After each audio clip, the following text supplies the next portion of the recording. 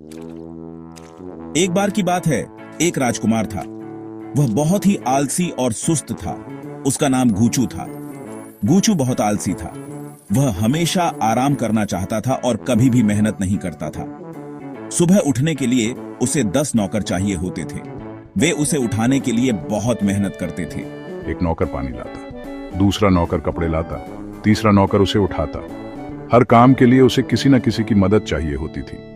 यहां तक कि ब्रश करने के लिए भी उसे मदद की जरूरत होती थी। वह खुद कुछ भी नहीं करता था।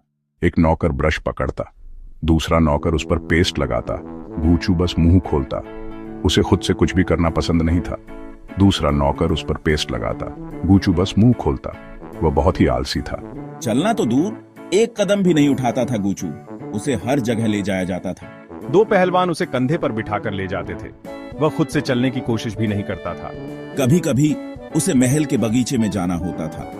वहां जाने के लिए उसे एक पालकी में बिठाया जाता था। वह हमेशा पालकी में ही जाता था। गार्ड उसे पालकी में ले जाते थे। वह कभी भी पैदल नहीं चलता। कितना आलसी था हमारा गूचू। वह हमेशा दूसरों पर निर्भर रहता था और खुद कुछ भी नहीं करता था। एक दिन एक बुरी खबर आई। राज्य में हर कोई चिंतित हो गया। खतरनाक डाकू सरदार कालिया राज्य पर हमला करने आ रहा था। सभी डरे हुए थे। लोग अपने घरों में छिपने लगे, लेकिन गूचू को कोई फर्क नहीं पड़ा।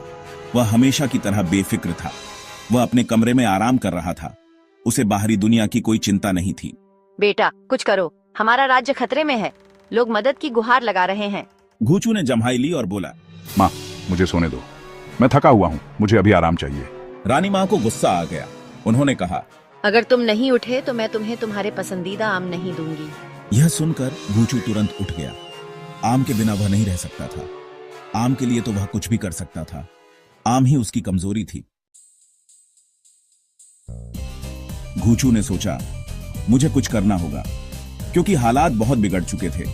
लेकिन मैं लड़ नहीं सकता। मेरे पास न तो ताकत है और न ही हथियार। अचानक उसके दिमाग में एक तरकीब आई। एक ऐसी तरकीब जो किसी ने सोची भी नहीं होगी। उसने अपने नौकरों को बुलाया और कहा, सुनो, मुझे एक योजना बनानी है। मुझे युद्ध के मैदान में ले चलो, लेकिन एक शर्त पर। यह शर्त बहुत महत्वपूर्ण है। मुझे मेरे झूले पर ले जाया जाएगा। हाँ, झूले पर ही। सब हैरान रह गए। किसी ने ऐसा कभी नहीं सुना था। लेकिन गूचू की जिद के आगे किसी की नहीं चली। उसकी जिद ने सबको मजबूर कर दिया। वे उसे एक विशाल झूले पर बिठाकर युद्ध के मैदान में ले गए। यह दृश्य बहुत ही विचित्र था। कालिया और उसके डाकू हंसते हंसते लोटपोट हो गए।